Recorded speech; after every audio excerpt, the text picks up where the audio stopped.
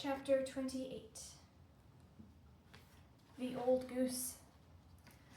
Ordinarily, the forest animals would have run away from the monster, but they were awfully curious why she was carrying a hatchling on her shoulder. And once Roz explained the situation, the animals actually tried to help. A frog pointed Roz up to the squirrels. A squirrel recommended that she speak with the magpies, and then a magpie sent them over to the beaver pond. The ground grew soggier, the grass grew taller, and soon the robot and the gosling were looking across a wide, murky pond. Dragonflies buzzed through the reeds, turtles sunned themselves on a log, schools of small fish gathered in the shadows, and there, floating in the center of the pond, was an old, gray goose. "A very good morning to you," the robot's friendly voice boomed over the water. "I have an adorable little gosling with me." The goose just stared. "I am in great need of your assistance," said Roz. "Actually, the gosling is in need of your assistance." The goose didn't move. "Food," peeped the gosling. "Food, food." The tiny voice was more than the old goose could bear, and she began gliding across the pond and squawking to the robot. "What are you doing with that hungry hatchling? Where are his parents?" "There was a terrible accident," said Roz. "It was my fault. This gosling is the only survivor." "If there was a terrible accident, why does your voice sound so cheerful?" The goose flapped her wings. "Are you sure you didn't eat his parents?" "I am sure I did not eat his parents," said Roz, returning to her normal voice.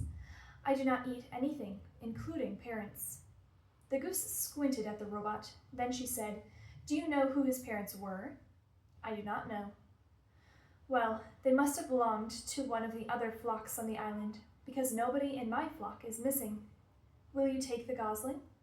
"I most certainly will not," squawked the goose. "I can't take in every orphan I see. You say this is your fault? It seems to me that it is up to you to make things right." "Mama, Mama," peeped the gosling. "I have tried to tell him that I am not his mother," said the robot, "but he does not understand." "Well, you'll have to act like his mother if you want him to survive." There was that word again, act. Very slowly, the robot was learning to act friendly. Maybe she could learn to act motherly as well. "You do want him to survive, don't you?" said the goose. "Yes, I do want him to survive," said the robot, "but I do not know how to act like a mother." "Oh, it's nothing. You just have to provide the gosling with food and water and shelter and make him feel loved, but don't pamper him too much. Keep him away from danger and make sure he learns to walk and talk and swim and fly and get along with others and look after himself. And that's really all there is to motherhood." The robot just stared. "Mama, food," said the gosling. "Now would probably be a good time to feed your son," said the goose. "Yes, of course," said the robot. "What should I feed him?" "Give him some mashed up grass, and if a few insects get in there, all the better." Roz tore several blades of grass from the ground. She mashed them into a ball and then dropped the ball into the nest.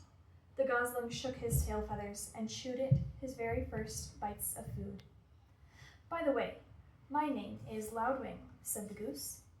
"Everyone already knows your name, Roz, but what's the gosling's name?" "I do not know." The robot looked up at her adopted son. "What is your name, gosling?" "He can't name himself," squawked Loudwing.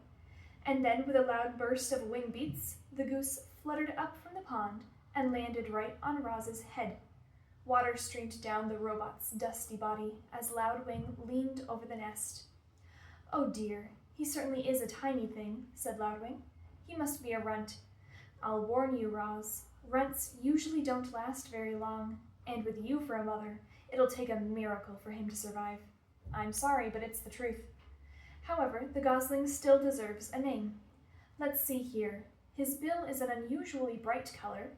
It's actually quite lovely. If I were his mother, I'd call him Bright Bill. But you are his mother, so it's up to you." "His name will be Bright Bill," said Roz, as the goose fluttered back to the water. "And we will live by this pond, where he can be around other geese. I will find us a sturdy tree nearby." "You will do no such thing," the goose flapped her wings. "A tree is no place for a gosling. Brightbill needs to live on the ground, like normal geese. Loudwing sized up the robot. I suppose you two will need a rather large home. You'd better speak with Mr. Beaver. He can build anything. He's a little rough at times, but if you're extra friendly, I'm sure he'll help you out. And if he gives you trouble, remind him that he owes me a favor.